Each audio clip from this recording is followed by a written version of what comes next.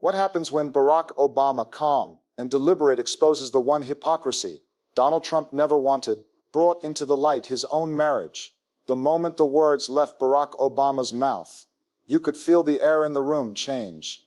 Cameras zoomed in, faces in the crowd lit up, and somewhere, just off stage, Donald Trump's expression reportedly hardened. This wasn't a light comment, not a casual jab. It was a line that cut with precision, a reminder that sometimes the truth doesn't need volume, it just needs timing. It happened during a nationally televised town hall, broadcast live across the country. The moderators thought they were teeing up another round of predictable policy talk when they asked about immigration and family values. Instead, they opened the door to one of the most talked about moments of the year, and the person who walked through that door was Barack Obama, calm, measured, and unafraid to press exactly where it would hurt most. Some of the harshest language we hear about immigrants, Obama said, pausing long enough for the cameras to lean closer, comes from a White House where the First Lady herself is an immigrant. The room broke before Trump even had a chance to react. A wave of gasps, laughter, clapping, even a few cheers rolled through the crowd. But Obama wasn't finished. He added, his tone sharp but composed, and marriages, whether in the White House or anywhere else, should be built on respect, trust, and honesty. That second line is what set fire to the moment. You didn't have to name names. Everyone knew who he meant. Everyone knew what he was suggesting. It wasn't just about politics anymore. It was about the personal life of the sitting president. Live on air in front of millions. The timing couldn't have been worse for Trump. For weeks, rumors had been circulating about tension between him and Melania, clips of her pulling her hand away, whispers of separate bedrooms, and endless speculation from tabloids had built a picture that many Americans couldn't ignore. Now Obama had taken that public image and folded it right back into the political conversation. The audience was hooked, instantly. Some laughed, nervously, not believing Obama had actually gone there. Others clapped like they'd been waiting years for someone to say it out loud. The moderators looked stunned, unsure whether to move on or let the moment breathe, and in living rooms from Los Angeles to St. Louis, people leaned closer to their screens because this wasn't a politician yelling, this wasn't a debate, stage insult. This was a former president, a man known for his composure, letting loose just enough truth that it couldn't be brushed off as politics as usual. Behind the curtain, aides described Trump's face as turning redder than anyone had seen in months. He leaned over to an advisor, muttering angrily, "This is disgusting, totally disrespectful." Even before he made his way to the cameras later that evening, the story had already started to run away from him. But what made it sting wasn't just the words themselves, it was how believable they sounded to the American ear. Every couple knows what it feels like when respect is missed, when trust is questioned, when the foundation starts to shake. And hearing that criticism in the context of the president's own marriage made it impossible to dismiss. By the time the town hall wrapped up, clips of the exchange were racing across social media. Twitter lit up with hashtags. Late-night comedians were already writing jokes, and cable news hosts were lining up their talking points. The line about respect, trust, and honesty was repeated in living rooms, barbershops, coffee shops, and office break rooms. But while the crowd in that town hall left buzzing with laughter and shock, something heavier lingered too. The kind of weight that comes when truth exposes something everyone suspected but no one expected to be spoken aloud. Obama had managed to take a policy question and turn it into a cultural moment, one that mixed politics, marriage, and morality into a single sentence. Trump's supporters would call it a cheap shot. His critics would call it overdue honesty. But no matter which side of the aisle you were on, you couldn't deny one thing. Obama had just delivered a blow that felt personal, and the country couldn't stop talking about it. But the real story wasn't just what was said on stage, it was how the crowd, the media, and Trump himself reacted once the lights went off. The event itself was meant to be straightforward. A nationally televised town hall hosted inside a packed convention center in Phoenix, Arizona, with rows of chairs filled by a carefully selected audience: students, local business owners, families, retirees. The format was simple: ask questions, let the politician answer, and give viewers at home a sense of direct democracy. On paper, nothing about this night was supposed to be extraordinary, yet it became a defining moment because of how one question collided with one man's timing. The moderator, a well-known anchor from a major network, leaned forward with the kind of grin that suggested he knew he had landed a strong prompt. "Mr. President," he asked, "how do you reconcile the administration's tough rhetoric on immigrants with the idea of protecting family values? Do those two things fit together?" There was a pause. the kind of pause that stretched just long enough to signal something was about to happen. Obama adjusted the microphone in front of him, his eyes sweeping across the room. He didn't rush into his response. That was his strength, letting silence build anticipation before dropping words that everyone would remember at the back of the room. Television producers motioned to the cameraman to stay tight on his face. This wasn't just another answer. This was about to be news. When Obama spoke, he didn't raise his voice. His calmness was part of what made the sting sharper. He pointed out the contradiction, the way the administration painted immigrants as threats, while at the very heart of the White House stood a woman who had crossed the ocean and made America her home. He didn't say Melania. He didn't need to. The mention of the First Lady herself as an immigrant was enough. Everyone in the room filled in the blanks. What turned sharp critique into a devastating blow was what followed.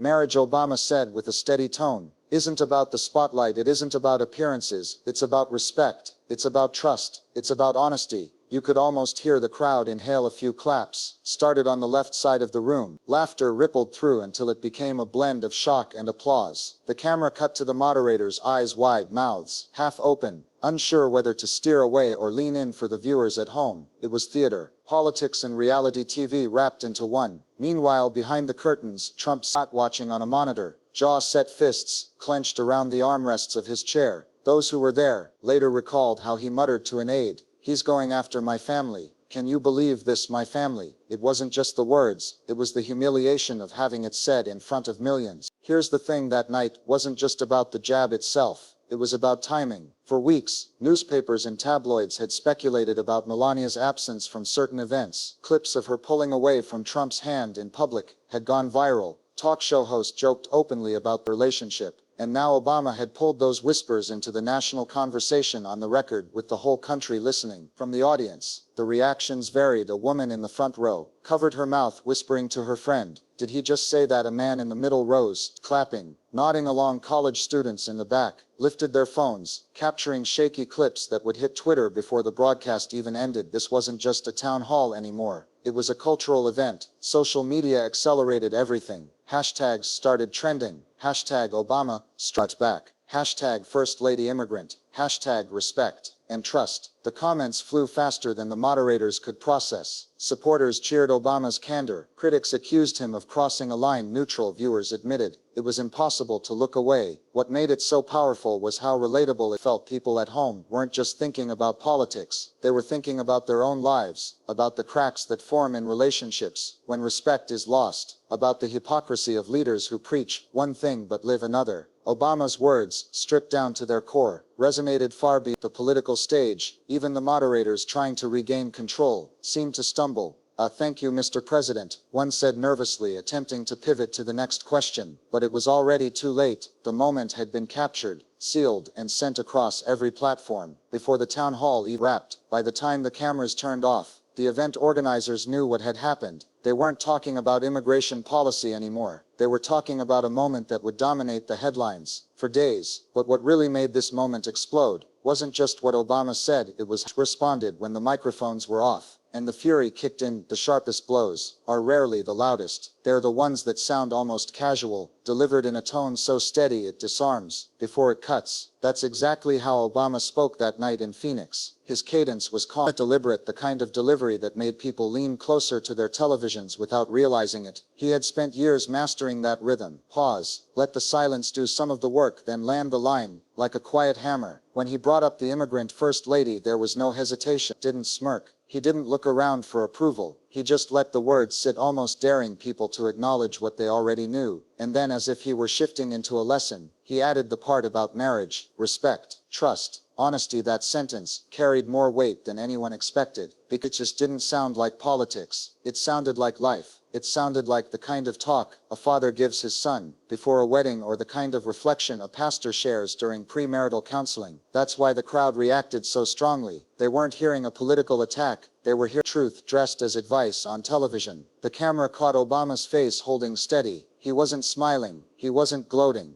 If anything, his expression was one of concern, as if he genuinely believed the country deserved better than the constant drama coming out of the White House. It wasn't about Trump. It was about what America had come to accept as normal. In the audience, a local high school teacher named Gloria Ramirez later told reporters that she felt a chill when Obama said it. He wasn't just talking about them, she said he was talking about all of us, about what we should expect from our leaders, and maybe even from ourselves. Her quote ran on CNN the next morning, amplifying the emotional reach of the moment. But inside Trump's camp, the tone was anything but reflective. Advisors were furious. One leaned over to him whispering, "We'll call it a cheap shot, sir. We'll frame it that way." Trump didn't wait for strategy. He muttered back, "He's finished. He's jealous." That's all. This is the problem, though, was that the remark wasn't something you could easily dismiss. If Obama had shouted or cursed, Trump could have waved it off as unhinged. But the composure, the professor-like calm, made it sting worse. It felt less like an insult and more like a diagnosis. And diagnoses are harder to fight. That's why the clip spread like wildfire. People weren't just replaying it for the punchline. They were replaying it because of the way Obama said it, how it echoed like an observation too obvious to ignore. Every share on Facebook came with captions like, "He's not wrong," or "Finally someone said it." Late that night, CNN and MSNBC ran the full clip over and over, while Fox News blasted the remark as below the belt and disrespectful to the First Lady. But the effect was the same. Line kept airing, kept circulating, kept living. The repetition made it bigger than the town hall. It became the story of the week. Political strategists weighed in. On one panel, a Republican commentator admitted, "Look, I don't like the guy, but I'll say this, he hit where it hurts, and you can tell it, because of how angry Trump looks across the table." A Democratic analyst responded, "Obama didn't have to scream. He didn't even have to name her. That's the difference. He just told the truth and let people connect the dots." Meanwhile, Melania's name began trending by itself. Reporters scrambled to see if she would respond, if she would issue a statement, if she would appear in public with Trump in the coming days. Silence only made the speculation worse. The next morning, the Arizona Republic ran a headline, "Obama's one-liner on married Sheikh's White House." Beneath it, an editorial compared Obama's restraint to Trump's volatility, writing, "One man knows the power of choosing his words. The other still hasn't learned how to control his temper." And that's really where Obama won the exchange. Not with volume, but with discipline. He didn't need to insult Melania. He didn't need to question Trump's character outright. He simply pointed at the contradiction and let the hypocrisy expose itself. Even people who weren't normally political found themselves talking about it. In a diner outside Flagstaff, two men argued over coffee, one insisting it was unfair to drag Melania into politics, the other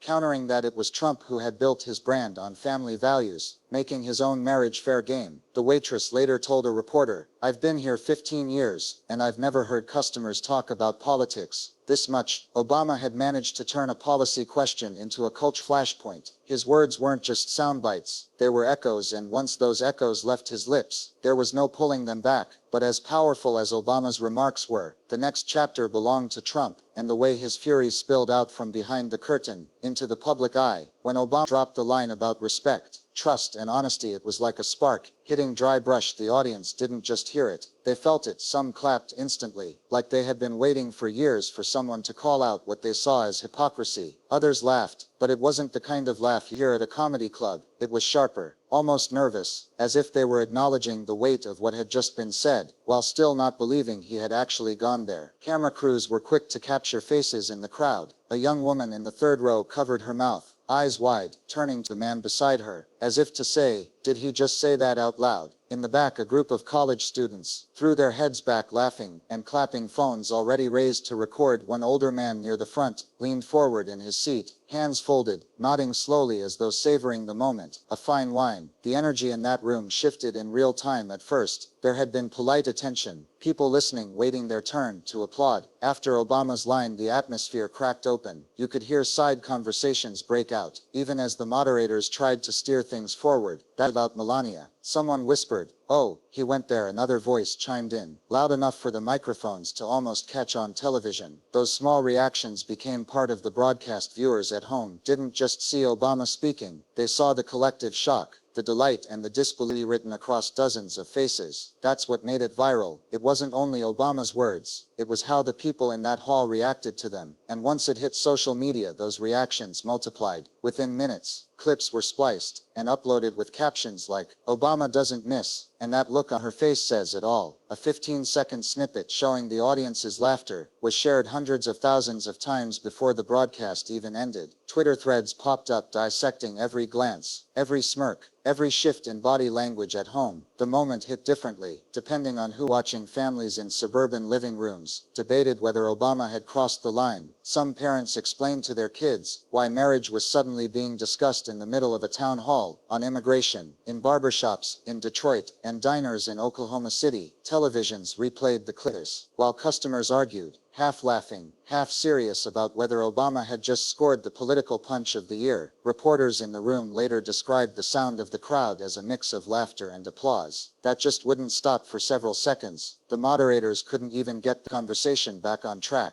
That's the kind of raw reaction that can't be manufactured. It only happens when someone says what's been hanging in the air, unspoken for too long. And here's the thing, the crowd's response is what made the moment stick. If they had sat silent, or given polite applause, might have passed as just another clever Obama line. But their shock and amusement validated the message. It told viewers at home, you're not the only one thinking this, we all see it too. That's what rattled Trump the most. The clips weren't just showing Obama speaking, they were showing America laughing at his expense. A president who prided himself on commanding attention, on controlling the narrative, was suddenly the punchline. That's a wound that cuts deeper than policy arguments ever could. Backstage, an aide who had been in the hall recalled later that the noise from the audience was so loud it echoed down the corridors. He lost the room, the aide said bluntly. And when you lose the room on live television, you lose the country for that night. By the next morning, newspapers across the nation, LED with images of the crowd mid-reaction, mouths open, hands clapping, laughter, frozen time. Headlines weren't just about Obama's words, but about the way people responded to them. It wasn't framed as an attack. It was framed as a moment of shared recognition for millions of viewers. The sound of that crowd laughing and clapping carried the weight of collective judgment. It wasn't Obama standing there. It was the audience, the laughter, the applause, all signaling that something true had been said. And once truth is met with laughter, it becomes nearly impossible to erase. But laughter and applause inside the hall were only the beginning. The real storm hit when Trump decided to answer back. Trump wasn't known for hiding his emotions, and that night in Phoenix was no exception. Backstage, as the crowd's laughter filtered through the walls, he was already pacing, muttering under his breath, pointing fingers at aides who couldn't stop the moment from happening. They let him sit on my watch, on my stage, he barked, as though the moderators and the network had conspired to set him up. Those in the room described the scene as chaotic. One aide tried to calm him, reminding him that Obama was a former president, and that taking the high road might help him look more dignified. Trump cut him off immediately. High road? No one cares about the high road. You think I'm gonna let him humiliate me in front of the whole country? His voice rose, carrying into the hallway, where staffers exchanged uneasy glances. By the time the town hall wrapped up, and Trump appeared before the cameras, his anger had crystallized into defiance. Reporters jostled for position, microphones extended, knowing he would have to address what Obama had just said. His expression was tight, lips pressed together in a thin line. His eyes narrowed. Barack Obama, he began, should be ashamed of himself. Was disgraceful to attack my family, my wife, who is an amazing woman, who came to this country legally, by the way, while pretending to lecture me about respect. It's pathetic, totally pathetic. His words tumbled out quickly, his hands chopping the air with each phrase. It was the kind of response that played well with his most loyal supporters, who cheered his defense of Melania. But for many Americans watching, the reaction looked more like a man who had been rattled. His voice cracked once as he raised it, and the sweat on his forehead glistened under the lights. Where Obama had been calm, collected, Trump was visibly heated, his emotions running the show. A reporter pressed further. Mr. President, do you feel Obama's comments about marriage were a personal attack? Trump leaned in, pointing a finger at the journalist. Personal attack? It was disgusting. It was out of line. Nobody talked about my family. Nobody. And let me tell you something. People are sick of Obama. He had his chance. He failed. That's why I'm here. The problem was, the more he spoke, the more it seemed like Obama had hit a nerve. Trump wasn't just refuting the remarks, he was amplifying them every time he mentioned wife or marriage. It reminded viewers of the exact issue Obama had raised. Instead of shutting down the conversation, he gave it more oxygen. Clips of his response circulated side by side with Obama's original comment.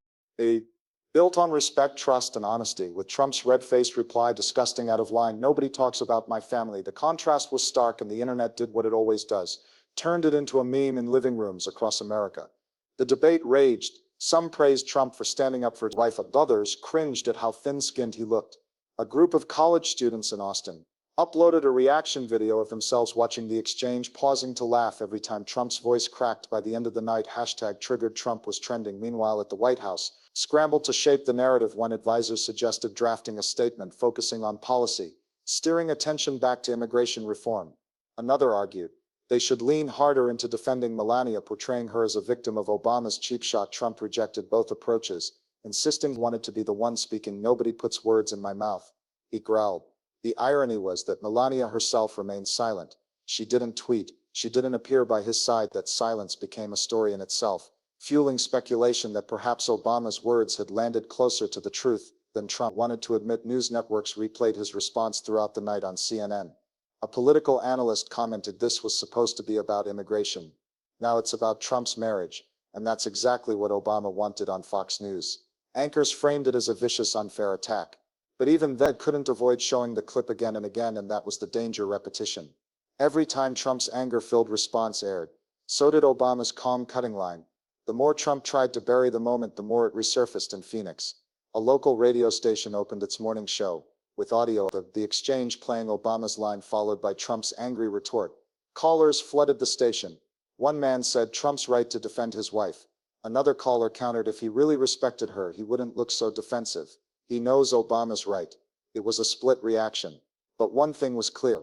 Obama's comment had taken root, and Trump, in trying to fight back, had only watered it. But as heated as his immediate response was, the real explosion came not from his words at the podium, but from the media machine that turned the moment into a national spectacle. By sunrise, the next morning, clip wasn't just the story, it was the story. Newsrooms in Washington, Los Angeles, Dallas, and Phoenix all opened with the same segment: Obama's calm words about marriage, followed by Trump's furious response. Producers knew a ratings magnet when they saw one, and this had everything: politics, purse drama, and the added shock of a former president calling out a sitting one. Cable networks ran the footage on a loop. CNN slowed down the moment Obama paused before saying, "The First Lady herself is an immigrant," replaying the crowd's gasp like it was a game-winning shot. MSNBC invited body language experts to analyze Trump's expression when he called Obama pathetic, noting how his jaw clenched tighter each time he mentioned Melania. Even Fox News, while defending Trump, couldn't resist showing the clip again and again, framing Obama as a man who had crossed the line but still feeding the very narrative. They wanted to squash late-night hosts, pounced on The Tonight Show. The monologue opened with a joke. Obama says marriage is about respect, trust, and honesty. Meanwhile, Trump says marriage is about separate bedrooms and a prenup thicker than the Bible. Laughter roared through the studio. A joke replayed across YouTube. The next morning, Stephen Colbert went further, holding up a mock marriage manual titled Respect, Trust, and Honesty. 3 words you'll never hear in the White House. Social media turned the moment into a wildfire. Hashtags like hashtag respect, trust, honesty, #triggered Trump, and hashtag Obama mic drop trended simultaneously on Twitter. TikTok users stitched together memes of Obama's calm line, spliced with footage of Trump shouting at rallies, adding captions like "different worlds, same stage." A single clip of the town hall, uploaded by a college student in Phoenix, reached over 6 million views in less than 24 hours. But it wasn't just comedy fueling the frenzy, it was analysis. Opiates flooded major newspapers. The Washington Post ran a headline, "Obama strikes at hypocrisy, and Trump crumbles," in the Wall Street Journal. A columnist argued that Obama had played dirty by dragging Melania into politics, but even he admitted the precision of the comment left Trump cornered. Podcasts devoted entire episodes to dissecting the exchange. One political commentator compared Obama's timing to a boxer delivering a counterpunch when the opponent is off balance.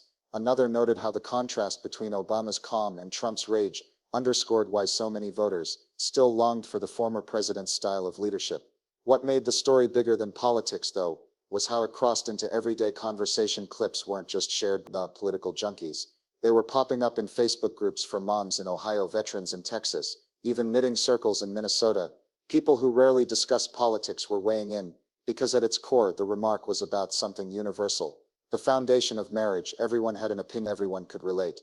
In Phoenix, where the town hall took place, local stations interviewed audience members as they left the venue. One man laughed, telling a reporter, "You could see it in the crowd. Obama had the room in his pocket." A woman added, "I don't care about politics, but respect, trust, honesty. That's marriage." 101. And if Trump feels attacked by that, maybe he should look in the mirror. The White House tried to push back. A spokesperson appeared on morning shows, calling Obama's comments a disgraceful low blow. But the more they complained, the more the clip played in the background, undermining their outrage. Meanwhile, Melania remained silent. Every hour she stayed quiet. The speculation grew louder. Talk shows replayed her past moments of swatting Trump's hand away, or looking distant during public events. One tabloid ran a headline, "Silent Melania.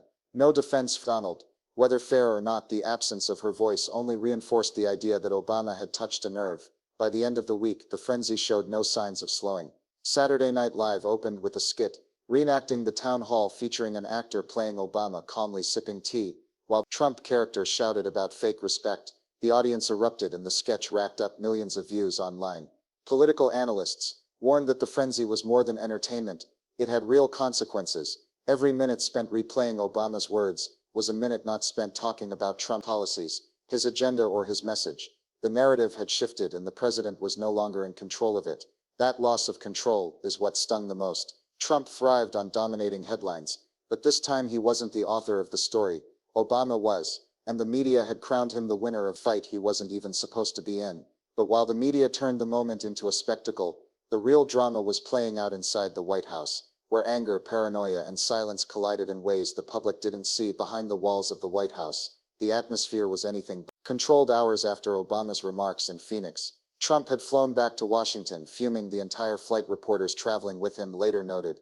He spent most of the trip in his private cabin, pacing, barking at aides, and replaying clips of the town hall on his iPad, muttering pathetic every few minutes like a broken record. Once inside the West Wing, the tension spread like smoke. Staffers, who usually joked in the hallways, kept their heads down. Everyone knew the president's mood was volcanic, and one wrong step could set him off.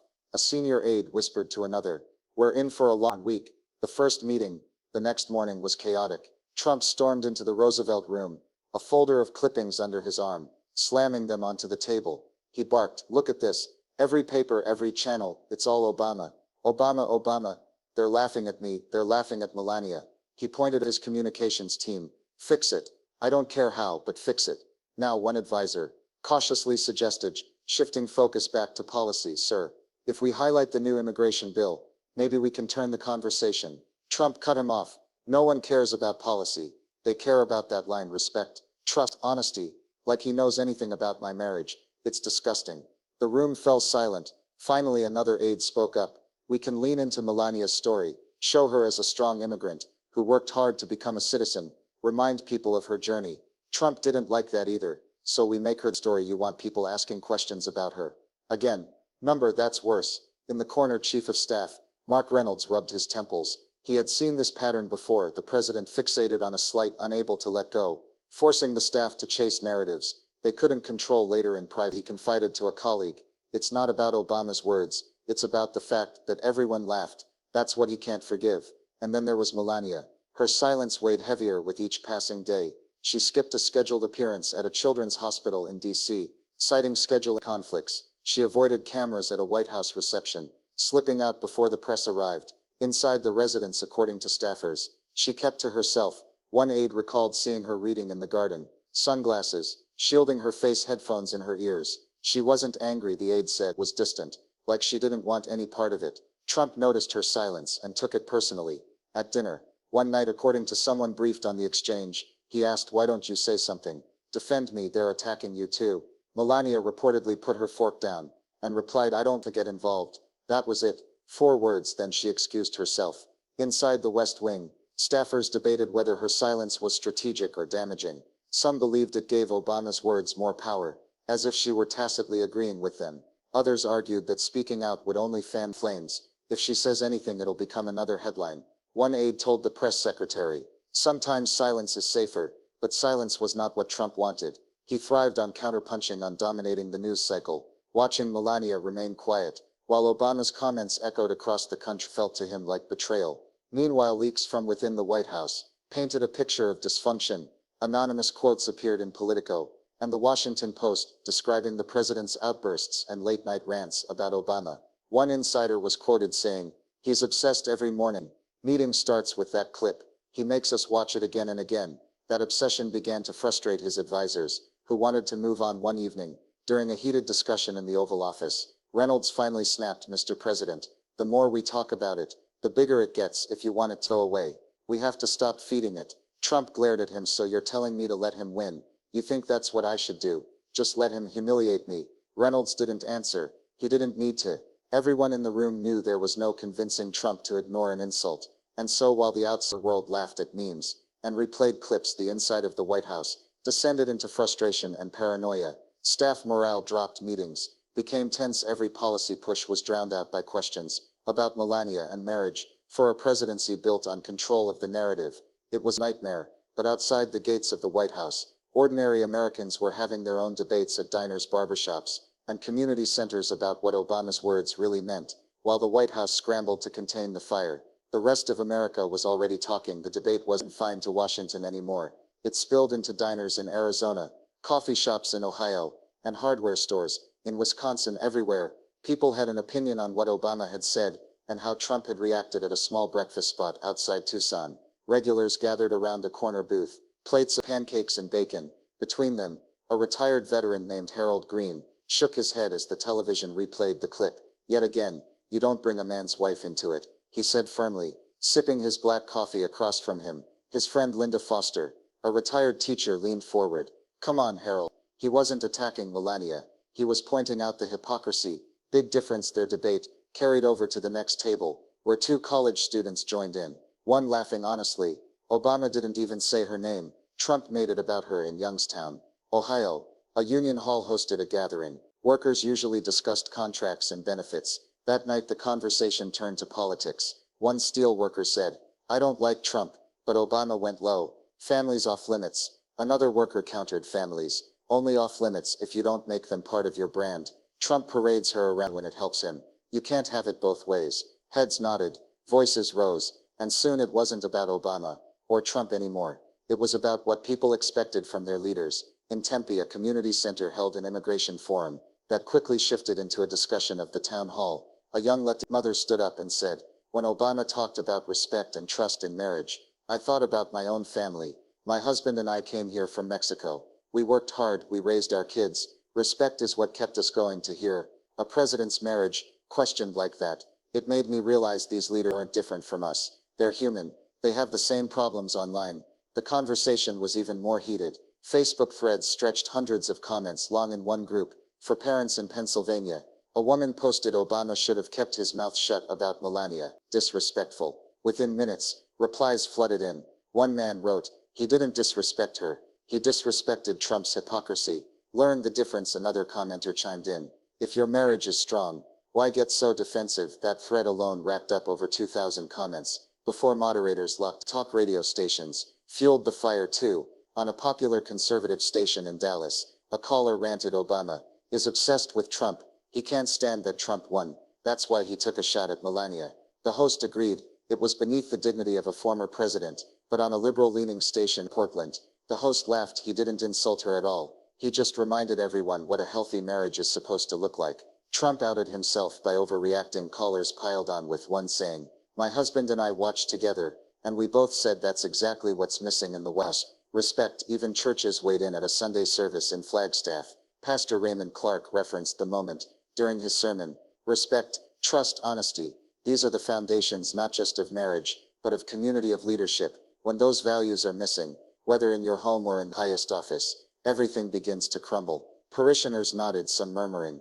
And then in barbershops and beauty salons, the debate turned into entertainment. In Milwaukee, a barber played the clip on his phone while cutting hair. Watch this, he told his customer, rewinding Obama's line about marriage. Everyone in the shop laughed when Trump's angry response followed. Man's thin-skinned, one customer said. Another shot back, or maybe he's just standing up for his wife. The barber shrugged. Either way, it's the best TV I've seen all week. The deeper the public debate went, the more it revealed, for some moment, was about hypocrisy. How Trump could rail against immigrants while being married to one. For others, it was about marriage itself, what it meant to have respect and trust, and what it looked like when those qualities were missing. And for many it was about leadership, who handled pressures with grace, and who cracked under it. By the end of the week, polls began to reflect the shift. A survey conducted by a university in Arizona asked respondents whether they agreed with Obama's statement about respect, trust, and honesty. 70% said yes. When asked if Trump had overreacted, said absolutely. The numbers weren't devastating politically, but they confirmed what people already sensed. Obama had struck a chord, and that was the real takeaway. Beyond the noise, beyond the laughter and memes, people were using the moment to talk about values, about relationships, about the kind example leaders set, whether they liked it or not. But while Americans debated in diners and online forums, the moral weight of Obama's words began to take center stage, forcing the nation to confront bigger questions about hypocrisy, respect, and leadership. The heart of Obama's words wasn't really about politics, it wasn't about policy or party lines, it was about something far more basic, something every person could understand: the foundation of respect in a relationship, and how the lack of it reveals itself, no matter how high the walls around you are. That's why the line hit so hard. Wasn't framed as an attack, it was a lesson, and whether people liked Obama or not, they couldn't ignore it. Across the country, people started reflecting on the contradiction that had been laid bare. Trump had spent years blasting immigrants, painting them as criminals, as threats, as outsiders. Yet the woman he stood beside at every state dinner and every rally was an immigrant herself. Obama's point wasn't subtle. It was sharp enough to expose the hypocrisy in one clean stroke. You can't condemn immigrants on Monday and celebrate your immigrant wife on Tuesday.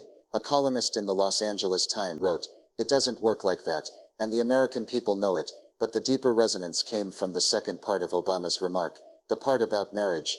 Everyone knew the rumors about the Trump's relationship. Everyone had seen the clips of Melania pulling her hand away, or the expressions at public events. Those images had already planted seeds in the public imagination. Obama's words simply watered them. He reminded people that respect, trust, and honesty aren't luxuries in a marriage. They're the glue. Without them, the cracks eventually show. It didn't matter if you were a Democrat, Republican, or somewhere in between. People connected with that truth because they had lived it. A factory worker in Toledo, interviewed by a local paper, put it plainly: "I've been married 30 years. You can't fake respect. You can't buy it. If it ain't there, people notice." His wife, sitting beside him, added, "That's why it hit Trump so hard." Obama was telling the truth, and he knows it. Churches, community groups, and even classrooms picked up the theme. In Dallas, a high school civics teacher asked her students to write essays about what respect and honesty meant in leadership. One student wrote, "If the president's own marriage doesn't show respect, why should we believe he respects the country?" Another wrote, "Obama was teaching us more about values than politics. That's why people listened." What made Obama's words even more powerful was how they contrasted with Trump's reaction. On one side, you had calm, collected delivery, like a professor explaining a lesson. On the other, you had red-faced anger, accusations, and shouting. The contrast became a moral mirror. One man speaking with composure, the other unraveling under pressure. That mirror forced people to ask themselves, which image looks more like leadership? Even in conservative circles, where the instinct was to defend Trump, some voices broke ranks. A Christian radio host in Kansas City admitted on air, "Look, I support the president, but Obama was right about one thing. Marriage is built on trust. That's God's design. And if that's missing in the White House, it's fair to point it out." Calls flooded the station, some agreeing, some outraged, but the conversation kept circling back to the same values Obama had named for others. The moral undercurrent wasn't about marriage at all. It was about hypocrisy and leadership. How could the president rail against immigrants while living with the benefits of immigration in his own home? How could he preach about family values while presenting a marriage that looked fractured? Those contradictions made people feel that what Obama had said wasn't a cheap shot, but a necessary truth. Lessons stretched beyond the Trump's. Couples watching at home turned to each other, talking about their own relationships. Parents used the moment to remind their kids that honesty matters, even when it's hard. Leaders in local communities referenced the exchange in speeches, saying, "Respect starts at home. If you don't have it there, you won't have it anywhere." And that's where Obama's victory really lay, not in humiliating Trump, but in elevating a conversation America needed to have. He had used a political platform to remind people of a timeless principle: without respect, trust, and honesty, marriage, no friendship, no leadership can survive. The irony was that Obama never raised his voice, never insulted Melania, never even named Trump directly. He simply spoke a truth everyone could see, and the silence between his words did the rest. In that silence, Americans filled in the blanks: their own experiences, their own frustrations, their own longing for leaders who lived the values they preached. But the moment couldn't last forever, because as the dust settled, the question became, what lasting impact would this have on Trump, Obama, and the nation watching so closely? When the dust began to settle, the town hall moment remained like a bruise on the national conversation, visible, tender and impossible to ignore. Weeks had passed since Obama's words, but the echo still carried. It wasn't just that he had managed to rattle Trump on live television. It was that he had shifted conversation away from immigration policy, away from talking points and statistics, and placed it squarely on something far more human: the contradictions we live with, the values we claim, and the truths we can't hide. For Trump, the moment never fully faded. Every rally he held, afterward, there was at least one reporter ready to ask about Melania, about marriage, about respect. Even when he tried to pivot back to his usual lines, jobs, borders, trade, those three words still hung in the background, like an unwanted shadow: respect, trust, honesty. His advisors begged him to stop reacting, but each time lashed out, it only made the sting sharper. For Obama, the moment became a reminder of his unique position. No longer president, but still a voice millions listened to. He had shown that a single line spoken with calm precision could reshape the news cycle, rile up his successor, and spark conversation in households across the nation. He didn't need to be in office to wield influence. He only needed the right words, spoken at the right time. But perhaps the real impact wasn't on either man, it was on the people who watched. In homes across America, couples revisited their own marriages in quiet first conversations, late at night. Some laughed about Obama's sharpness, others shook their heads at Trump's anger. But underneath the political theater, people were reminded of something deeper. A marriage isn't a stage, a relationship isn't a performance, and respect, trust, and honesty aren't slogans. They're the backbone of any partnership worth keeping. That was the life lesson, hidden in the political drama.